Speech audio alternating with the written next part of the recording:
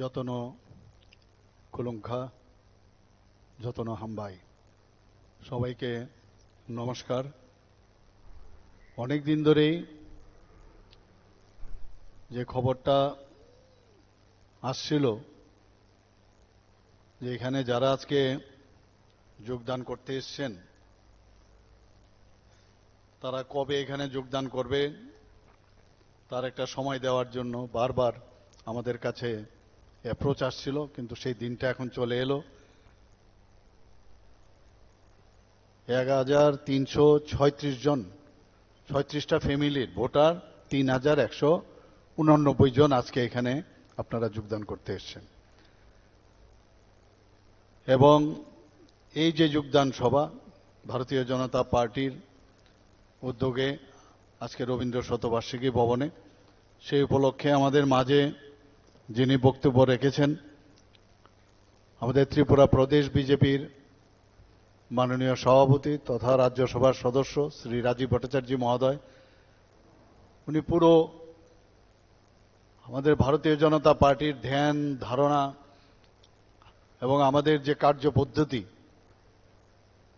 কার্যকর্তাদের কি করা উচিত এই বিষয়ে উনি আলোচনা রেখেছেন।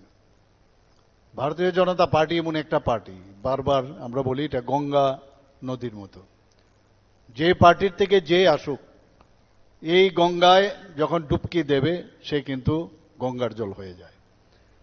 এবং এই রকম পার্টিতে আজকে হয়তোবা প্রথম প্রথম আপনাদের অসুবিধা হবে যে আমরা এতদিন ধরে একটা পার্টির ছত্রছায়ায় ছিলাম, একটা চিন্তাধারাই ছিল, কিন্তু একটা অস্থির যে চিন্তা ভাবনার একটা পার্টিতে ছিলেন। কিন্তু এখন যখন এই গঙ্গার মতো যে পার্টি ভারতীয় জনতা পার্টি, যখন আপনারা বুঝবেন, যখন ট্রেনিং পাবেন, যখন তার সম্পর্কে জানতে পারবেন, দেখবেন আপনারা তখন নিজেদেরকে বলবেন যে না, আমরা সত্যি আজকে আনন্দিত এই ধরনের এক পার্টিতে আমরা যোগদান করাতে। আমাদের মাঝে আমাদের যুব আইকন যিনি এখানে বক্তব্য রাখছিলেন, উনি আমাদের ভারতীয় জনতা পার্টির যিনি সাধারণ সম্পাদক এবং ওনাকে নিয়ে আমরা অনেক চিন্তা ভাবনা করছি, শ্রী বিপিন দেববর্মা মহোদয় আমাদের মাঝে উপস্থিত আছেন। ভারতীয় জনতা পার্টির ত্রিপুরা প্রদেশের সম্মানিত সহসভাপতি শ্রী তাপস ভট্টাচার্য মহোদয় এখানে উপস্থিত আছেন। আমাদের ত্রিপুরা সরকারের মাননীয় মিনিস্টার ইন্ডাস্ট্রিজ অ্যান্ড কমার্স এবং অন্যান্য দপ্তরের শ্রীমতী শান্তনা চাকমা মহোদয়া।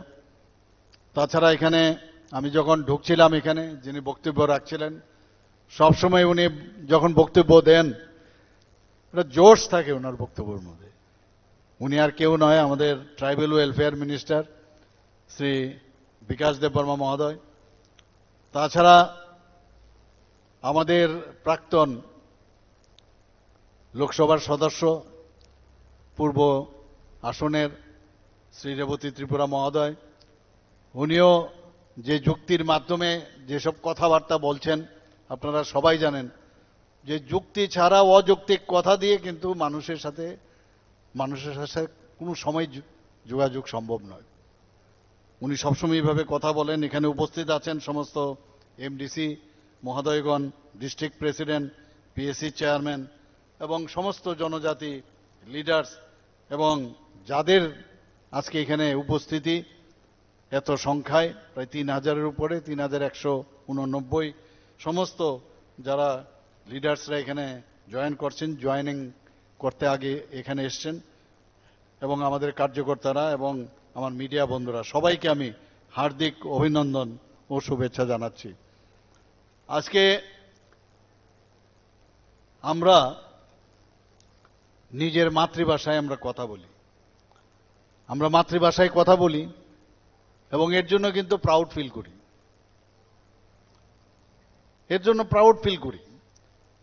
এতে কোনো অসুবিধা নেই, যার যার মাতৃভাষায় যদি যে বক্তব্য রাখবে, এতে করে কিন্তু ওই যে সেখানকার লিডার কিন্তু সে হতে পারে। কিন্তু আমি থানসা থানসা করছি, থানসার কথা বলি, কিন্তু আমি থানসার ভাষা কিন্তু আমি জানি না। তাহলে লিডার কোথার থেকে এলো? আমাদের লিডার এখানে কে? এখানে রেবতী ত্রিপুরা আমাদের লিডার। থানসা কোকবরক ভাষায় কথা বলেন। আমাদের কোকবরক ভাষায় এখানে কে কথা বলেন? আমাদের বিকাশ দেববর্মা কথা বলেন। আমাদের কোকবরক ভাষা উনিও ভালো পড়েন, আমাদের যদিও চাকমা কিন্তু ভালো উনিও বলেন, কিন্তু উনি চাকমা ভাষায় যখন উনি উনার মাতৃভাষা। রাজীব বাবু বাঙালি, বাঙালি ভাষায় কথা বলেন, আমিও বাঙালি, বাঙালি ভাষা। কিন্তু যে হিন্দি ভাষায়, দেবনাগরী ভাষায় আমি কথা বলি, আবার আপনাদের লিডার, আমি জানি না এটা কি লিডার। এটা বুঝতে হবে। আপনি লিডার চুনতে গেলে এই লিডারদের মতো লিডার আপনাদের খুঁজতে হবে। থানসার লিডার যদি হতে হয় তাহলে যে যে ভাষায় কথা বলে সেই ভাষা, এতদিন হলো সেই ভাষাই জানেন না। ওই আমার মতোই দু চারটে কথা, হামবাই খোলুংখা, তো ডিফারেন্স কি রইল? বুঝতে হবে আপনাদের লিডার কে। এগুলো দেখে এসছি আমি একটার পর একটা। আমার পূর্ববর্তী বক্তারা সবকিছু বলেছেন। আবার আরেক দিক দিয়ে আমরা যখন বলি যে আমাদের যখন স্ক্রিপ্টের সমস্যা হলো, আপনাদের কাছে আজকে আমার বলতে দ্বিধা নেই, নিজেরাই বলছেন যে আমরা জানি এই স্ক্রিপ্ট দেবনাগরীতে হবে না, নিজেরাই বলছেন। আবার বাইরে গিয়ে এই স্ক্রিপ্টের রাজনীতি করেন। আমার মনে আছে আমি অমরপুর থেকে আমি তখন একটা প্রোগ্রামে ছিলাম গত বছর। মানে এক এক সময় অবাক হই, বলেন কি আর করেটা কি। আমাদের চোখ দিয়ে জল সত্যিকারের অর্থে একবারেই পড়বে যখন সত্যিকারের অর্থে বুকে লাগবে, কিন্তু অ্যাক্টিং করে চোখের জল আনা ভেরি ডিফিকাল্ট ফর আস। কিন্তু অ্যাক্টর অ্যাক্ট্রেসরা করে। সিনেমাতে আমরা দেখি অনেক সময়, তো আমরা তো ভাবি বাবা সত্যি এইরকম। কিন্তু এই যে দিস ইজ এন আর্ট, আমাদের পক্ষে সম্ভব নয় এইভাবে আর্ট করা। আমি অমরপুর থেকে আসছি, আমার যে সহযোগী উনি বলছেন যে এরকম যে উনি বারবার ফোন করছেন কি বিষয়, যে কালকে তো পরীক্ষা, তো কি করা, তো বলে না স্ট্যাটাস কি হোক। আমরা আমার প্রবলেম নেই, স্ট্যাটাস কি হোক, আপনারা আপনাদের নিজেদের লিপি তৈরি করুন অথবা দেবনাগরী আপনারা ব্যবহার করুন। বলে ঠিক আছে।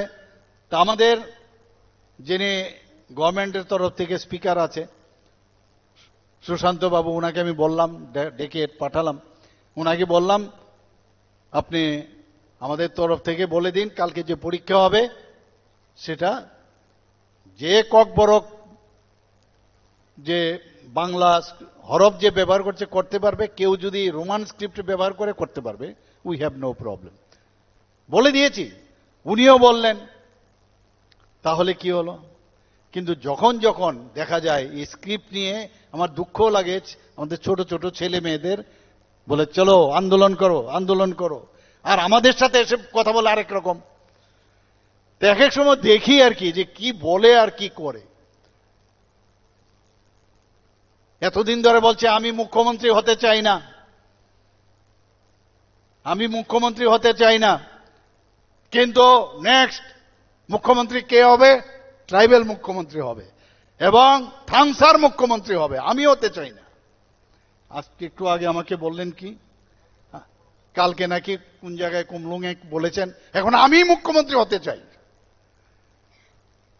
অদ্ভুত, মানে কি বলবো। তাহলে আসল কথাটা বেরিয়ে আসলো। তো এইভাবে কতদিন মানুষের সাথে প্রতারণা করবে?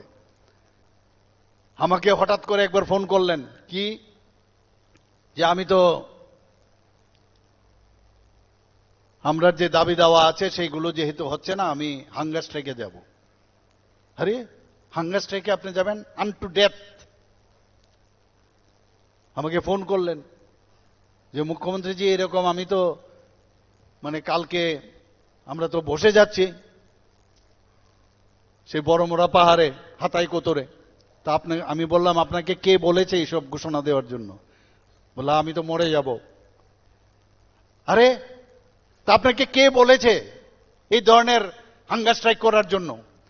এবং উনার বহু জায়গা থেকে আমাকে বলছে, আরে ऐसा ऐसा হ্যাঁ, তাড়াতাড়ি করুন কিছু একটা। তারপর আমি বললাম যে ঠিক আছে, আমি কিন্তু হেল্প করেছি বারবার। দেখুন, ওই সময় সমস্যা হচ্ছিল, কারণ কোনো অবস্থায় এই রোমান স্ক্রিপ্ট আমাদের কেন্দ্রের নির্দেশে সেটা হবে না। এটা আমার ব্যক্তিগত বিষয় নয়, আমার ব্যক্তিগত বিষয় না। আমি এই আমাদের কেন্দ্রীয় নেতৃত্বের নির্দেশে আমি বলেছি হবে না, উনারাও জানেন। একবার সেটা গেল, তারপরও সে একই প্রেসার ইত্যাদি ইত্যাদি সবসময় কন্টিনিউয়াস। তারপর আমাকে যখন বললাম, আমি তখন দিল্লির সাথে আমি কথা বললাম। আমি বললাম, আরে বিপদ হয়ে যাবে, তাড়াতাড়ি কিছু করতে হবে।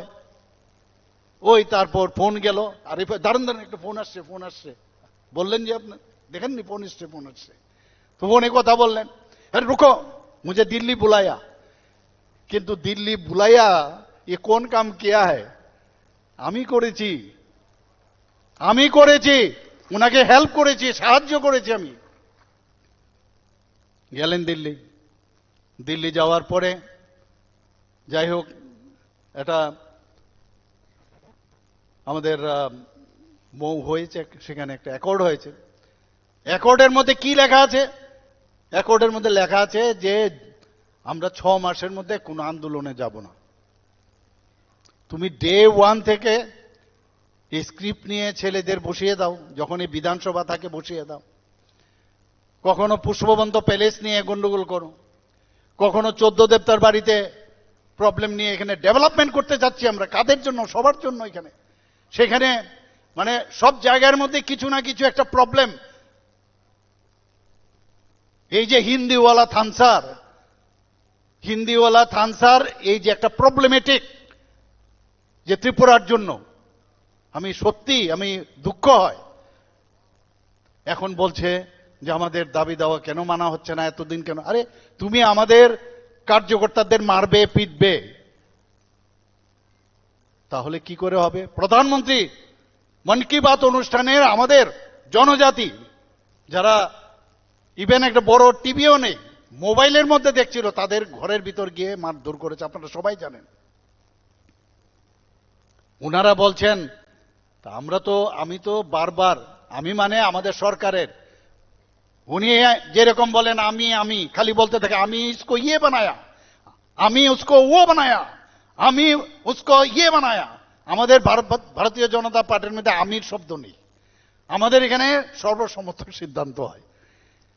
এটা রাজতন্ত্র না, এখন গণতন্ত্র। রাজতন্ত্রের দিন শেষ, রাজতন্ত্রের দিন আর নেই, এটা বুঝতে হবে। গণতন্ত্র হচ্ছে আসল। আমি এক এক সময় দুঃখ লাগে, এই যে চ্যালেঞ্জ চ্যালেঞ্জ বলে কিছু প্রিন্সিপাল লাগে। চ্যালেঞ্জ করতে গেলে নিজের হৃদয়ে আগে বুঝতে হবে যে আমি ঠিক পথে আছি, আমি যা বলি সত্য কথা বলি কি না। কালকে চ্যালেঞ্জ চ্যালেঞ্জ বলছে, তোমার কাছে আছেটা কি? এ সাম্প্রদায়িক সুরসুরি দেওয়া ছাড়া। আরে প্রথমে থানসাদের জন্য কিছু করার, আরে মুখ্যমন্ত্রী যদি হও, এমনিতেই যে নমুনা দেখাচ্ছ এডিসির মধ্যে, আর মুখ্যমন্ত্রী হলে ত্রিপুরার যে কি দুর্দশা হবে সেটা তো এমনিতেই বোঝা যায়। যে হারে লুটপাট এই সামান্য একটা এডিসির জন্য, আর কি হবে সেটা তো অলরেডি মানুষ পিকচার দেখ চুকা হয়, পিকচার দেখ চুকা হয়। এখন স্বপ্ন দেখছে মুখ্যমন্ত্রী হলে কি হয়ে যাবে, আপনাদের কি করবে? এক একজন যারা যারা ফরেন ট্রিপ বিভিন্ন জায়গায় যাচ্ছে, এরপরে আমার তো মনে হয় ওই চন্দ্রালোকে যাবে, তারপর থেকে চন্দ্রালোকে যাবে, না না, আর এসে বড় বড় কথা বলবে। আজকে ভারতীয় জনতা পার্টির আসার কারণে ওনাদের চেহারা কিন্তু দেখা যাচ্ছে, ওনাদের চেহারা দেখা যায়। বিভিন্ন জায়গায় চেষ্টা করেছে, সবচেয়ে বেশি আমার মনে আছে থানার মধ্যে গিয়ে একটা ছেলেকে মেরেছে। সে কে ছিল? ও তো থানসারই ছিল। থানার ভিতর ঢুকে একজন ছেলেকে মেরেছে, মেরেছে কিনা মনে আছে আপনাদের ফটোটা? তাহলে থানসা ছিল, তখন থানসার কথা মনে ছিল না? আজকে আমাদের এক থানসার কথা খুব মনে পড়েছে, সে হচ্ছে আমাদের আগামী দিন মনোনীত প্রার্থী আমাদের যে রামপদ জমাতিয়া, খুব সুন্দর করে উনাকে ধন্যবাদ দিলেন। আর তখন থানসার কথা মনে হয়নি? এখন গদ্দার থানসা বেরিয়ে গেছে আবার আরেকটা নতুন, তখন থানসার কথা মনে হয়নি? বারবার বলছি, এক এক সময় বলে আমি ভুল করছি, বুঝতে পারি না কি হবে, কারণ এইভাবে চলে না, একক চিন্তাধারায় চলে না। আপনি আসুন, ভালোভাবে কথা বলুন। আমি তো বারবার বলছি, you are our partner, Motha is our partner, IPFT is our partner, আমি এর মধ্যে কোনো দ্বিমত নেই। কিন্তু এর অর্থই না যে আমাদেরকে একটা ঠেলা গাড়ি দিয়ে একটা বড় ট্রাককে ধাক্কা দেবে। হয় এটা কোনোদিন সম্ভব? হয় না এটা। তো এই ধরনের বিভিন্নভাবে চতুরাতেমি করে, আর এই ধরনের কথা খালি ওই দেবনাগরীর হিন্দি ভাষা দিয়ে গলার নাড়ি ফুলিয়ে ভাষণ, ওইগুলো মানুষ বুঝে গেছে, কাজের কাজ কিচ্ছু হবে না, অষ্টরম্বা। আমাদের সরকার, এই কারণে আপনারা আসছেন কেন? একটা বিশ্বাস এসছে মোদিজির উপরে, আপনাদের বিশ্বাস এসছে, তবেই তো আপনারা এসছেন। আপনারা বুঝতে পেরেছেন আমাদের যদি উন্নতি হতে হয়, আমাদের উন্নয়ন যদি হয়, আমাদের আজকে সমস্ত জায়গায় আপনারা দেখেছেন যে মাননীয় প্রধানমন্ত্রীজি আসার পর জনজাতিদের যেভাবে উন্নয়ন হচ্ছে, ওনাদের জন্য যেভাবে চিন্তা ভাবনা করছেন আপনারা, আমরা শুধু কথাই নয়, কাজের মাধ্যমে আপনারা দেখবেন। ত্রিপুরার ইতিহাস আমার জানা নেই, আমাদের 12 জন মন্ত্রী, 12 জন মন্ত্রীর মধ্যে 5 জন জনজাতি। একবার ভাবুন আপনারা, আমি জানি না আগে কোনোদিন হয়েছে কিনা। আমাদের টিপিএসসির চেয়ারম্যান একজন জনজাতি, আমি বানিয়েছি, আমি মানে আমাদের সরকার বানিয়েছে। আজকে আমাদের ওখানে আরেকজন, 3 জনের মেম্বার, এখানে একজন মেম্বার, উনিও জনজাতি মহিলা। আমরা কথা শুধু না, কাজের মাধ্যমে আমরা সেই কাজটা করি। আর এর আগে আমার পূর্ববর্তী বক্তা আমাদের প্রেসিডেন্ট সাহেব অলরেডি বলেছেন যে এবার স্পিকারও আমরা জনজাতি মনোনয়ন দিয়েছি, আমরা সেটাও হবে। একের পর এক আমরা কাজ করছি বন্ধুগণ। আপনারা যদি সত্যিকারের অর্থে আপনারা যদি চান যে আগামী দিন জনজাতির উন্নয়ন হোক, আর মিথ্যা, এবং আমি জানি না এই ধরনের কি ধরনের মাথার মধ্যে কি মানে যে থট প্রসেস, ব্রেইনের যে থট প্রসেস, কি ধরনের থট প্রসেস করে যে না এইভাবে মিথ্যা কথা বলা, মাঝে মাঝে উত্তেজিত হয়ে কথা বলা, মাঝে মাঝে চোখ টিপ দেওয়া, এইটাই নাকি রাজনীতি। এর জন্য অনেক সময় আমাকে বলেন যে আমি নাকি রাজনীতিবিদ না। তা আমি যদি রাজনীতিবিদ না হই, তাহলে আপনাদের মতো আপনারা যেভাবে রাজনীতি করেন আমি এইভাবে রাজনীতি করতেও রাজি না। আমরা মোদিজি আমাদের গুরু, মোদিজির উপর ভিত্তি করে মোদিজি আজকে সারা পৃথিবীর মধ্যে মোদিজির অ্যাকসেপ্টেন্স আছে, আছে কিনা? তো সেই জায়গার মধ্যে আমরা, উনি যেভাবে আমাদের দেশকে চালাচ্ছেন, মানুষের বিশ্বাস, তবেই তো এতগুলো রাজ্য আজকে একের পর এক ভারতীয় জনতা পার্টি চলে এসে আজকে 27 বছর পর আজকে দিল্লি দখল করেছে ভারতীয় জনতা পার্টি। আপনারা উড়িষ্যা, এতদিন ধরে কোনোদিন আমরা কল্পনা করতে পারিনি, আমরা উড়িষ্যা আমরা দখল করেছি। এখন আস্তে আস্তে কোথায়? এবার বাংলা। আর বারবার, কালকেও আপনারা দেখেছেন মাননীয় প্রধানমন্ত্রীজি বারবার বলেছেন যে গুন্ডামি করে আমাদের কেউ দমাতে পারবে না। আর গুন্ডামি করে যারা যারা গুন্ডামি করেছে তাদেরকে কি করার আগামী দিন সেটা উনি সব দেখে নিয়েছেন।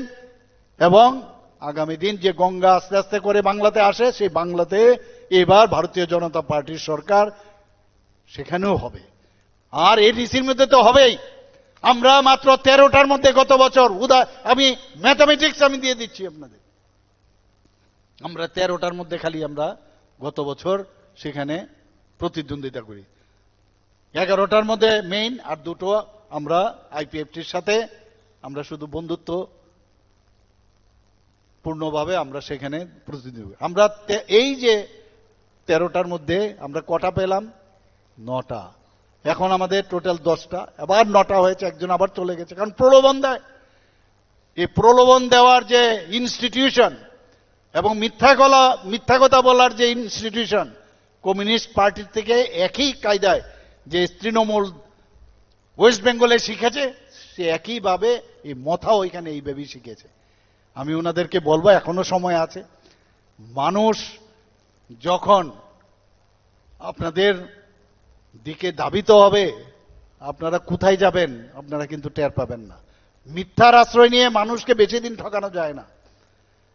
মিথ্যা বলে লাভ হবে না।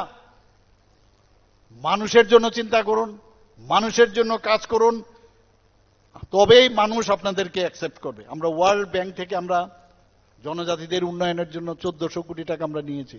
ট্রেসপের মাধ্যমে, এখানে মাননীয় মন্ত্রী আছেন, ট্রেসপের মাধ্যমে শুধু জনজাতি উন্নয়নের জন্য আমরা কাজ করছি। এলিমেন্ট প্রজেক্টে 1700 কোটি টাকা নিয়েছি, শুধু জনজাতিদের উন্নয়নের জন্য আমরা কাজ করছি। রাস্তাঘাট, স্কুল, লাইট, ইলেকট্রিসিটি, এভরিথিং। আজকে আপনারা ভাবুন, 23 বছর ধরে যারা রিয়াং শরণার্থীরা, আমাদের সরকার 18-র আগে ওদের দুর্বিষহ জীবনযাপন যাত্রা করত। মনে আছে তো আপনাদের সবার? এখানে আছেন, লিডার আছেন এখানে। আমাদের সরকার আসার পর আজকে আমরা এখানে 800 কোটি টাকার প্যাকেজ দিয়ে ওনাদের থাকার ব্যবস্থা, ওনাদের রাস্তাঘাট, শিক্ষা, সব ব্যবস্থা আমরা করেছি। সেই জায়গায় আমরা সব দিলাম, আর সেখানে এসে আরেকজন পুদ্দারি করবে, সেটা মানা যায়? মানা যায় না। এগুলো মিথ্যা, ওই একই প্রলোভন দিয়ে। আজকে এটিটিএফ, আইপিএফটি আমরা দিলাম 250 কোটি টাকার প্যাকেজ, সেখানেও এসে ভাগিদারি যায়, অ্যাজ ইফ আমি করেছি। এইসব চালাকি ধরা পড়ে গেছে, মানুষ বুঝে গেছে। যত বেশি আমাদের দিকে আঙ্গুল তুলবেন তত কিন্তু আরো অসুবিধা হবে, আমি এতটুকু বলে রাখছি। খালি শুরু করলাম, চ্যালেঞ্জ বলেছে তো, চ্যালেঞ্জ আমরাও দেখব কিভাবে চ্যালেঞ্জ দিতে হয়। আমরা জানি, কারণ আমাদের কাছে সেই সৎ সাহস আছে। মনের থেকে আমরা দুর্বল নই, আর মনের শক্তি হচ্ছে সবচেয়ে বড় শক্তি। গায়ের শক্তি কিছুই না, নগণ্য আমাদের কাছে। সেইভাবে আমাদের যারা আজকে যারা যোগদান করেছেন, আমি আপনাদেরকে স্বাগত জানাবো ভারতীয় জনতা পার্টির তরফ থেকে। সঠিক সময়ে আপনারা সঠিক সিদ্ধান্ত নিয়েছেন। সব জায়গায় আমরা যাচ্ছি, মানুষ আসছে। আর যেটা রাজীব বাবু বললেন যে জো ডর গিয়া সমঝো ইয়ে মর গিয়া, কারণ মানুষ মরতে হবে, মানুষ একদিন না একদিন মরতে হবে। এগুলো ভয় ভীতি দেখিয়ে, মানুষকে ভয় দেখিয়ে একদিকে এইভাবে রাজনীতি, যে কোনো রাজনীতি, একটা পার্টি আপনারা দেখবেন তার একটা ফিলোসফি থাকে। মতার কি ফিলোসফি আছে আপনারা বলুন? কোনো বইপত্র আছে? কোন বইপত্র আছে যে আগামী দিন ওনারা কি, কার দর্শন নিয়ে ওনারা আগামী দিন চলবেন? আমরা তো একাত্ম মানববাদ একটা আছে, সব পার্টির আছে, কিন্তু কিছু না কিছু থাকুক। সেটা ধার করা বিদেশ থেকে আনলো একটা আছে। আপনাদের কি আছে? আপনাদের তো কিচ্ছু নাই। সেই জায়গায় এখন মানুষকে বুঝতে হবে যে আমরা এই ভারতীয় জনতা পার্টি এত বড় পার্টি, সারা পৃথিবীর মধ্যে সবচেয়ে বড় পার্টি, ভারতে তো হয় আছেই, আস্তে আস্তে এক্সপান্ড করছে। আজকে দেশ সম্পর্কে যদি আমরা না ভাবি, আমাদের যদি রাজ্যের সম্পর্কে যদি আমরা না ভাবি, তারপর তো হবে পরে। আপনাকে যখন ধ্বংস করে ফেলবে, আজকে আক্রমণ যদি আসে বাইরের থেকে, অপারেশন সিন্দুর, এয়ার স্ট্রাইক এবং সার্জিক্যাল স্ট্রাইকের পরে, তারপর তো দেশ সুরক্ষিত হয়েছে কিনা? আজকে ভোকাল ফর লোকালে আজকে দেশ শক্তিশালী হচ্ছে। তারপরে তো হবে আপনার ডেভেলপমেন্ট, একদিকে ডেভেলপমেন্ট, ইনফ্রাস্ট্রাকচার হচ্ছে। আমাদের ত্রিপুরাতে যারা ছেলে মেয়েরা আছেন, আজকে দেখুন, আমি খেলাধুলাতেও যদি যাই, আমাদের জনজাতি ছেলে মেয়েরা এখন সবচেয়ে ভালো করছে এখানে। ওনাদের ডিএনএ এর মধ্যে আমি দেখেছি একটু আলাদা। তারা একজন যদি 10 ঘন্টা প্র্যাকটিস করে, অন্যরা এখানে তারা 5 ঘন্টা প্র্যাকটিস করলে অনেক বেটার রেজাল্ট করে। কিন্তু সেখানেও একটা চক্রান্ত, তাদেরকে কিভাবে এডিকশন এবং করা যায়, তার জন্য আমরা ত্রিপুরা সরকার থেকে বারবার চেষ্টা করছি বিভিন্ন অ্যাওয়ারনেস। আমরা বিভিন্ন ফুটবল, যে turf football ground, synthetic football ground আমরা তৈরি করেছি। এবং সমস্ত হোস্টেলগুলোতে আমরা হোস্টেলগুলো সে সরকারি হোক বেসরকারি হোক তাদের সাথে আমি কিছুদিন আগেও আমরা কথা বলেছি, ওনারাও হ্যাপি যে আমরা তাদের জন্য আজকে 80 টাকা ছিল তাদের ডেইলি, সেখানে 80 টাকা থেকে 100 টাকা আমরা করেছি বন্ধুগণ। সেখানে আমরা বিভিন্ন যে হোস্টেলগুলো আছে সেখানে আমরা যে 3 ডাইমেনশনাল যে ক্লাসরুম, সেই ক্লাসরুম আমরা সেখানে বানিয়েছি বন্ধুগণ। সেখানে এত সুন্দরভাবে এখন স্মার্ট ক্লাস তৈরি হচ্ছে। আমরা জনজাতির যারা ছোট ছোট ছেলে মেয়েরা আছেন তাদের ভবিষ্যতের কথা চিন্তা করে আমরা অনেক কাজ করেছি। এখানে জাইকা প্রজেক্ট আমাদের আছে, আমাদের ইন্দো জার্মান প্রজেক্ট আমাদের আছে। আমাদের সরকার আসার পর গড়িয়া পূজাকে আমরা সম্মান দিয়েছি। 1 দিনের ছুটি ছিল, সেখানে আমরা 2 দিনের ছুটি আমরা ঘোষণা করেছি। সংগ্রামা আমি সেখানে গিয়েছিলাম, আমার কিছু আইডিয়াই ছিল না, ওনারা দাবি করলেন সেখানে রেস্ট্রিক্টেড হলিডে। আমি আসার পরে আমি ক্যাবিনেটে বসে আমি সেই ডিসিশন নিয়েছি।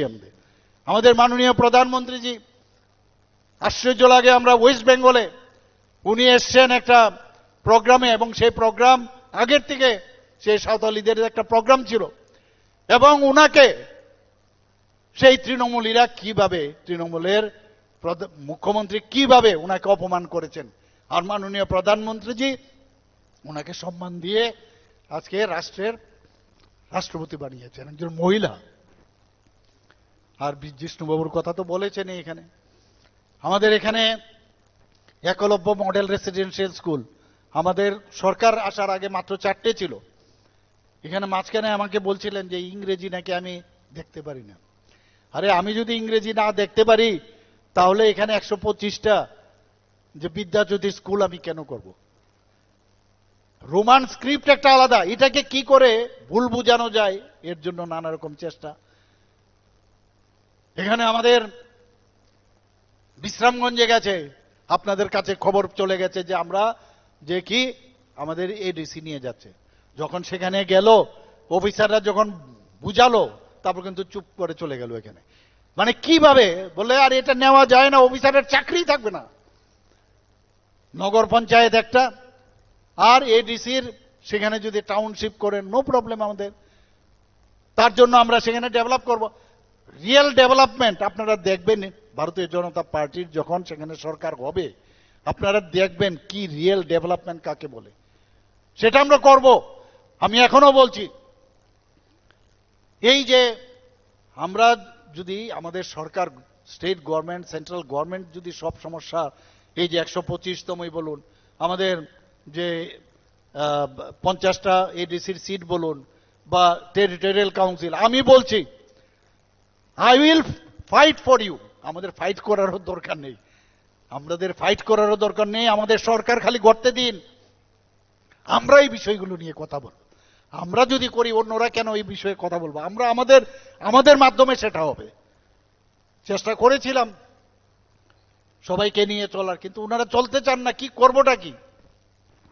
একদিকে কলে এক কথা, মিথ্যে কথা বলে আরেক রকম। মিথ্যে কথার এই যে গোয়েবেলসীয় কায়দা, এগুলো ছাড়ুন আপনারা।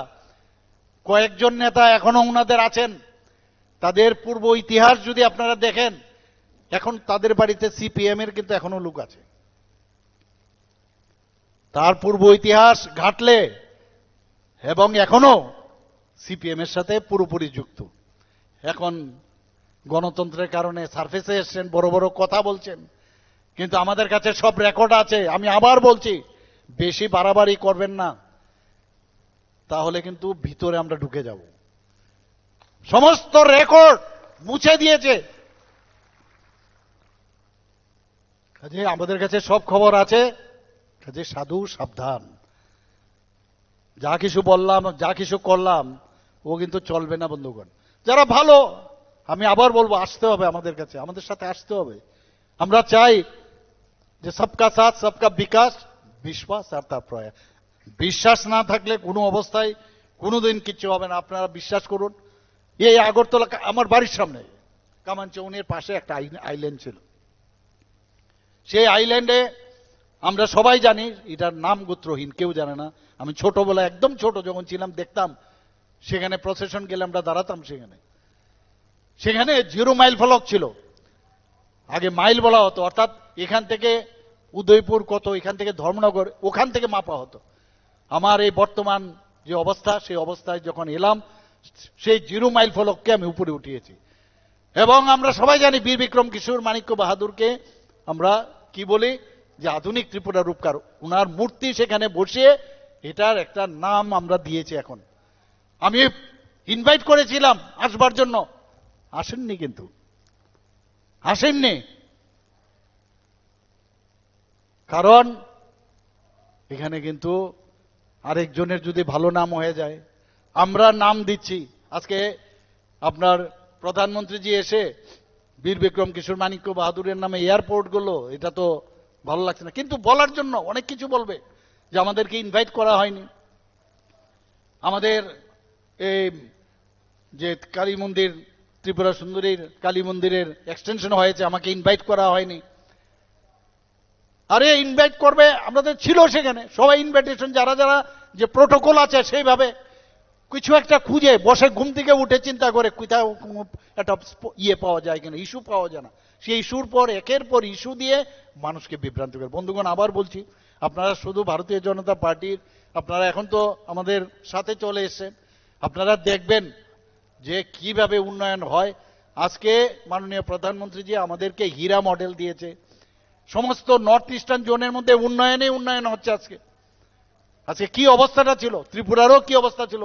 আমি প্রায়শ ট্রেনে আসি, কোনোদিন ভাবতে পারিনি এতগুলো ট্রেন এখানে চলবে, এত সুন্দর এয়ারপোর্ট হয়েছে। আমরা যে জায়গায় আজকে মিটিং করছি, এসডি বর্মন, ভারতবর্ষের শুধু না, সারা পৃথিবীর মধ্যে এত বড় সুরকার, এত গায়ক এরকম নেই।